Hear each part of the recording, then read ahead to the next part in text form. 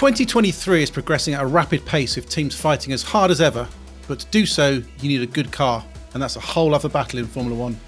I'm Jon Noble, and to help figure out how the first half of the season has evolved from the technical point of view, I'm joined by our experts, Jake Boxall-Legge and Matt Somerfield. Welcome both. How are we excited for the summer? We've certainly had a lot to look at in the start of the season, haven't we? So a little bit of a rest and then ready to kick it all off in the back end of the season. I'm excited.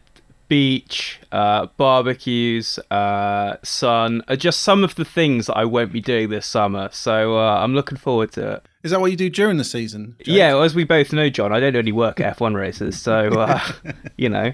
Back to tech stuff. Let's kick things off with probably the biggest kind of visual thing we all see and we all talk about all the time, the sidepods. So start the ground effect era, you had three clear philosophies. You had Red Bull and probably Aston Martin, Alpine, the ramp and the slide pods. Ferrari with their in-wash bathtubs, and obviously Merc with the NoPods. As this season's worn on, we've seen Mercedes abandon the NoPod, Zero Pod, and Ferrari's moved away from its kind of bathtub solution. Everything appears to be converging now. So, I mean, the first thing I want to ask is, has everyone gone down a simple single solution now, or are there still enough intricacies, enough variation on the grid to consider a few different pathways? Well, I think that there's still quite a bit of variation amongst all the teams. So obviously we kind of generalise it as a downwash ramp pod because of the way that it looks. But as you mentioned, it started with three main teams, Alpine, AlphaTauri and Red Bull, taking that approach, but each of them had their own variation upon that as well. And now we've obviously got everybody else sort of converging on that sort of solution. And each of them has their own specific DNA about how they deal with those intricate problems of both cooling and aerodynamics.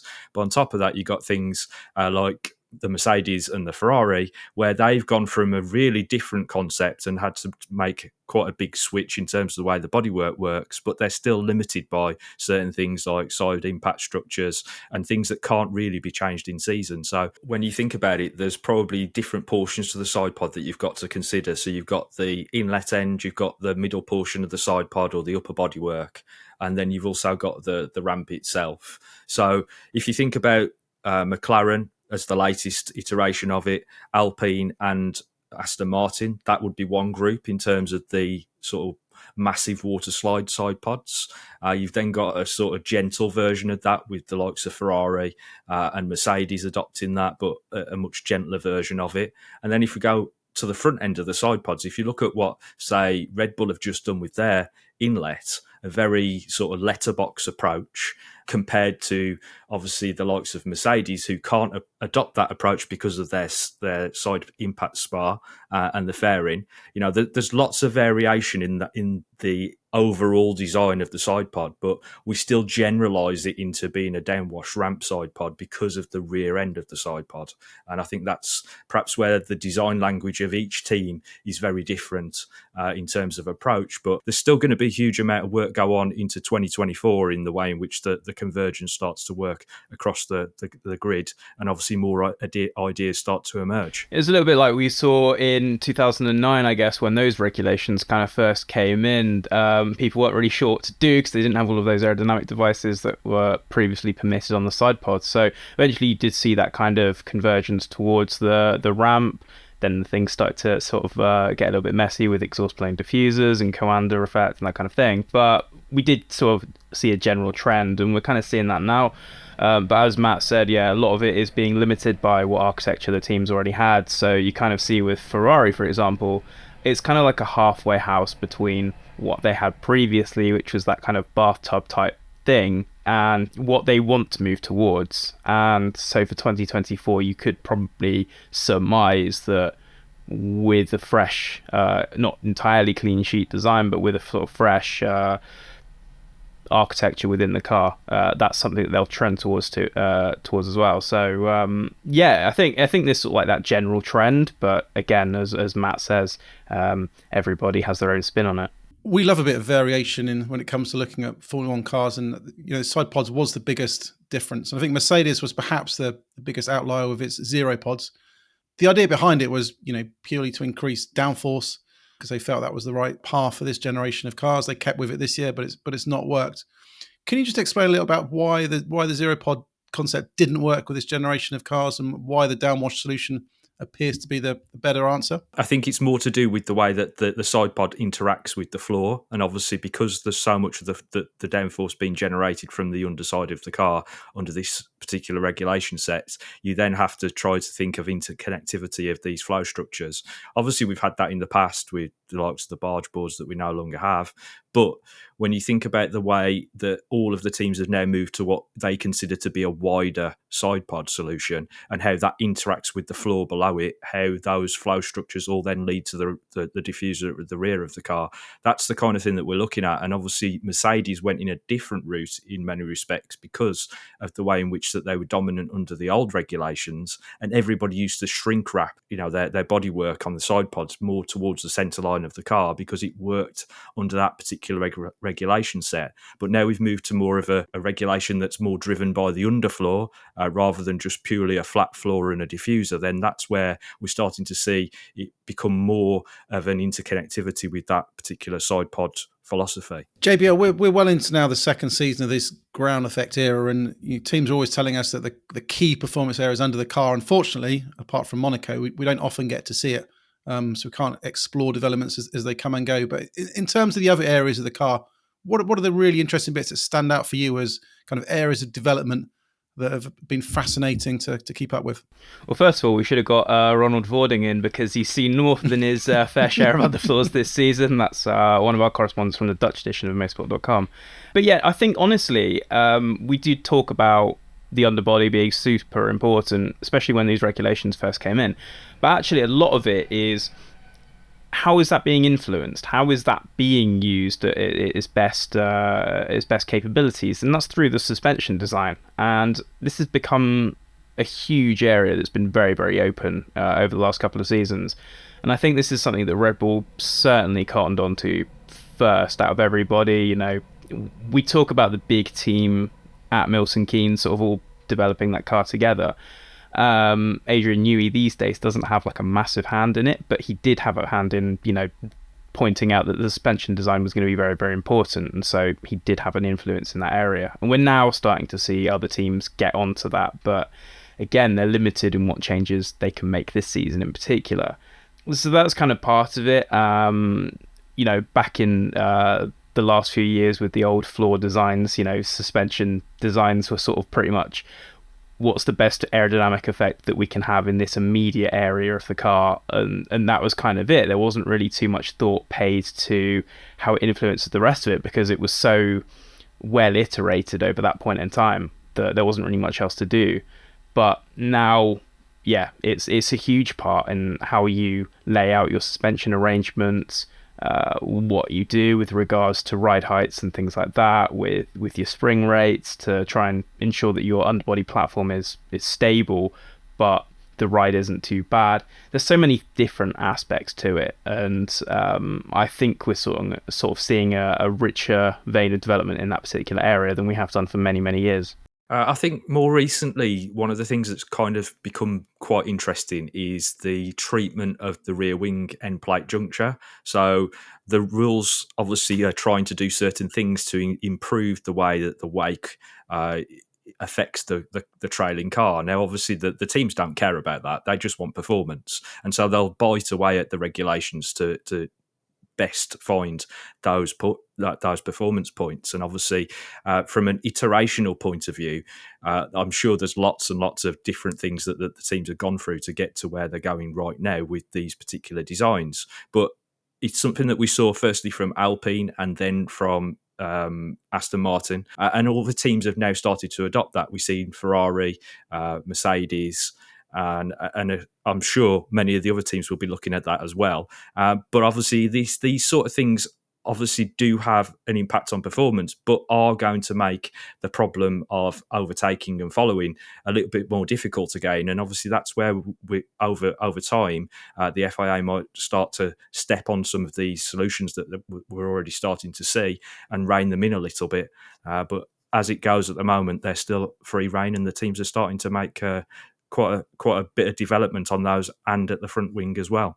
One of the stories this season, something we've spoken about quite a lot on this channel, is the dramatic step forward that McLaren has made from fighting near the back of the pack in Bahrain to fighting almost for the win Silverstone. Great performance there from both Lando and Oscar. What have you made of the changes there? Is there anything that kind of has stood out as an interesting development path or different direction that explains this transformation in car form? I think for me personally, the most impressive factor of that was going back to last year. It was around kind of September time where they were thinking, well, we've come up with this development of car, but we don't feel particularly confident in it at all. We want to take a different direction. And for a team to do that, for a team to kind of fess up and say we've gone the wrong way here, and it's going to take us a little bit of time to get back onto the right track, that's quite impressive. It was always going to be battling against that. The first iteration of car, it was basically, well, let's just finish this one off and then see what we can do with it. That Baku upgrade with the floor, it was very, very small. It was maybe like slightly noticeable, but not particularly hugely. But this was kind of something to set the ball rolling in motion in the right way rather than a pure out-and-out performance upgrade. And then it's just the fact that they've been able to overhaul the aerodynamics more or less completely over the season without changing any of the structural components too much. Everything has to sort of play together, and you change one thing and you have to change the other thing, and so you change the floor, and then the side pod might have to change as well to improve the interaction, but then of course you want to change the front wing to get more out of it. So it's just been this sort of continuous overhaul, and to do that on such a tight budget cap as well, I think it's been very, very impressive from the whole team. Yeah, I mean, the thing is with the McLaren upgrade, obviously we had that massive package that they introduced with pretty much every part of the bodywork on the car being different from what they'd raced previously. And that's where you've seen the big leap. And that's because there is literally a new car in some respects, moving obviously from what you would call a more traditional downwash ramp solution to the water slide solution, and indeed leaping the gap between what we saw from Alpine in the beginning of that sort of DNA of sidepod all the way to the Aston Martin sort of solution. And so I think they made a huge leap because they took a bold move from one design direction all the way to the next step in the program, rather than making the smaller jumps that we tend to see teams making when they're making conceptual changes. This was one big leap all in one go, and that's why we saw them make quite a substantial leap compared to their rivals. Just to kind of add into that as well, like if you listen to the driver feedback, you listen to Lando Norris talking, he's not especially complimentary of how the car feels now. He says it still feels the same, it's more downforce, and you can kind of see the difference if you're comparing the performance of Piastri in Austria to Norris. One's got the first part of that upgrade, the other one doesn't. You can see that huge gulf in performance, and it is just amazing what some extra downforce will do. Again, as Norris says, it doesn't handle particularly differently, it doesn't feel particularly nice to drive, but there's just more downforce. While McLaren's the talk of the town right now, at the start of the year, it was Aston Martin who made that incredible jump over the winter, came from almost nowhere under everyone's radar to be Max Verstappen's closest challenger, but it's had a bit of a slide recently. The regular podiums have disappeared and it's fallen into that chasing pack. What explanation can you give? Mike Crack talk kind of side effects of developments, that you change one thing on a car, it can have an impact elsewhere and change characteristics and move stuff around. What's been going on there? What have you heard about where things are going? Well, I think there's several things going on with Aston. I think perhaps the upgrade that they made to their water slide solution, the side pods, the undercut, hasn't quite had the desired impact that they thought it was going to have. But that might be because they've maybe been reined in certain other respects. There are some rumours going around about flexi wings and that old debate again that we've had under previous regulations, and Aston being at the forefront of perhaps those rumours. That would obviously have an impact on how the flow structures work downstream, and so perhaps they will have to wind back some of the developments that they put on their car, and then that obviously then has a bearing on how you develop downstream, because you've lost time, you have to make a U-turn, and you're suddenly heading back in another direction. I think one thing that we tend to forget as well, though, is the tyres and the change of construction that we had at Silverstone, and some of the bearing that can have on performance, not only from a mechanical point of view, but also aerodynamically. And so obviously there'll be adjustments by teams throughout the course of the back end of the season to deal with some of those things. But the other thing that comes to mind is the performance that both Mercedes and Ferrari have found as well. So Aston Martin kind of fell into a gap ahead of them primarily because Mercedes and Ferrari fell back a little bit as well. So it's a difficult back and forth, isn't it, in development terms, but also in the sporting terms of how the teams go toe-to-toe with one another.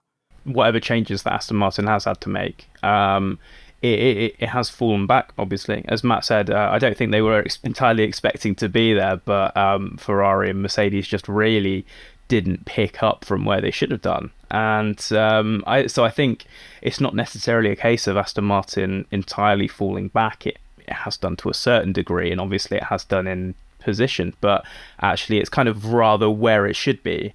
And the early season was just the other teams, falling asleep and not waking up until, Miami kind of time. So it's difficult to kind of say, to be honest, to quantify whether there has had to be some enforced changes. It seems the suggestions are that there are, but the car does seem to be in a better place. And I think Alonso was quite buoyed by the progress in Spa, which is a circuit that maybe we weren't necessarily expecting the car to be strong at, but he managed to rescue P5. Still maybe not along the same levels of pace as Mercedes and Red Bull, but and Ferrari as well, but there's not too much cause for concern. I think, again, they're ahead of where they expected to be. I think they'll just take whatever they've got at the moment, to be honest. Now, the question on the lips of almost every technical director in the pit lane is probably, why is that Red Bull RB19 so quick?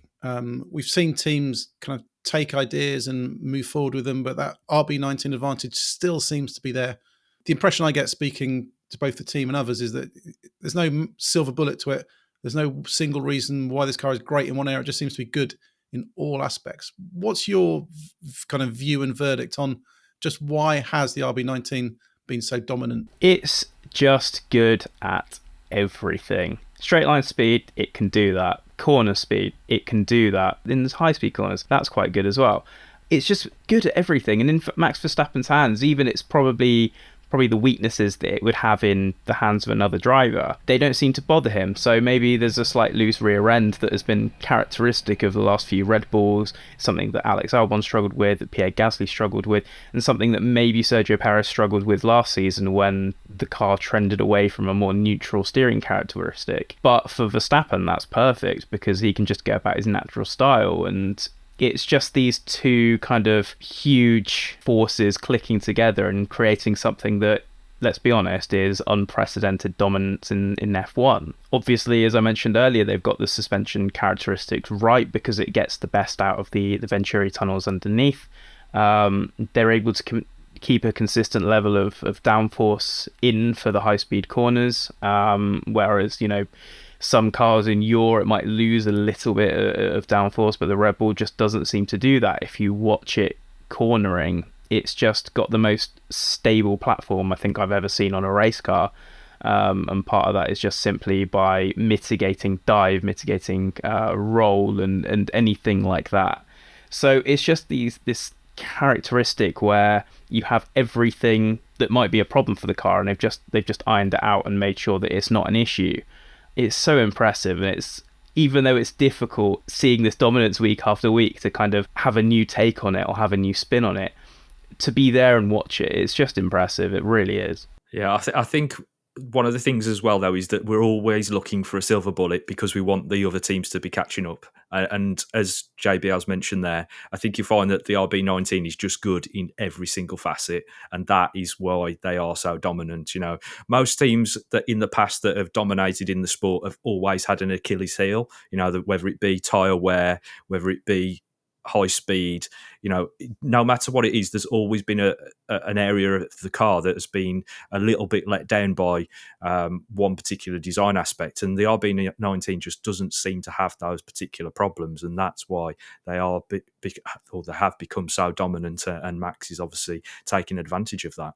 Well, thanks for that. Fascinating stuff. We've had plenty to dig our teeth into the first half of the season, and I'm sure there's even more to come, and especially as we start looking ahead to 24, as teams start making big shifts, we expect, fundamentally different Mercedes, a very different Ferrari. So I think there's going to be some pretty seismic shifts as we head into 24.